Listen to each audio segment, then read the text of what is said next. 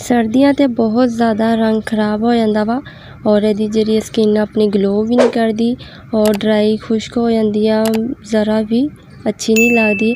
और मज़ेदार टिप्स लेके आ गए हैं तुहाडे लई रंग साफ़ करने लई। तुसी एक हफ्ते के अंदर अंदर अपना रंग इन्ना ज़्यादा वाइट कर सकते हैं ना, माशाल्लाह बहुत ही अच्छा। तुसी सिर्फ शहद लेना वा, शहद के बहुत सारे फायदे आ और तुहाडी स्किन नूं ना बहुत ही जल्दी ग्लो कर दिंदा वा। तुसी इहदा इस्तेमाल लाजमी करना वा। 1 चम्मच तुसी शहद लेना वा, ठीक है ना। और इस तो बाद तुसी लेना वा दूध।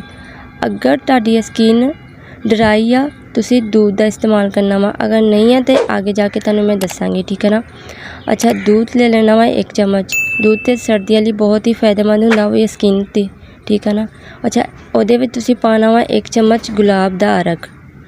गुलाब दा अरक पा लेना वा। अगर तुहाडी स्किन ड्राई आ या ऑयली आ, अगर ऑयली आ तो तुसी गुलाब दा अरक इस्तेमाल करेंगे, अगर नॉर्मल आ ना तुसी फिर दूध और गुलाब दा अरक दोनों चीज़ां इस्तेमाल करेंगे, ठीक है ना।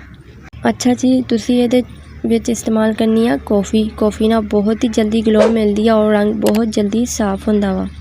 अच्छा, इहदा इस्तेमाल किद्दां करना वा वो भी तुहाडे नाल शेयर करूँगी। कॉफ़ी दा तुसी 1 चम्मच लेना वा, ठीक है ना। अच्छा, टोटल चीज़ां वा 1 चम्मच शहद और 1 चम्मच दूध, 1 चम्मच गुलाब दा अरक और 1 ही चम्मच तुसी पानी है कॉफ़ी। अच्छे नाल मिक्स कर लेनी है और अपने चेहरे ते अप्लाई कर लेना वा। 15 मिनट तक तुसी लगाना वा और ड्राई होने तो बाद तुसी हल्का या मसाज करके अपना फेस वॉश कर लेना वा। अच्छा जी, मेरे चैनल नूं सबसक्राइब कर दो और नाल ही बैल आइकन दा बटन प्रेस कर दो ताकि तुहानूं हर आने वाली वीडियो मिल सके। ओके, अल्लाह हाफिज़।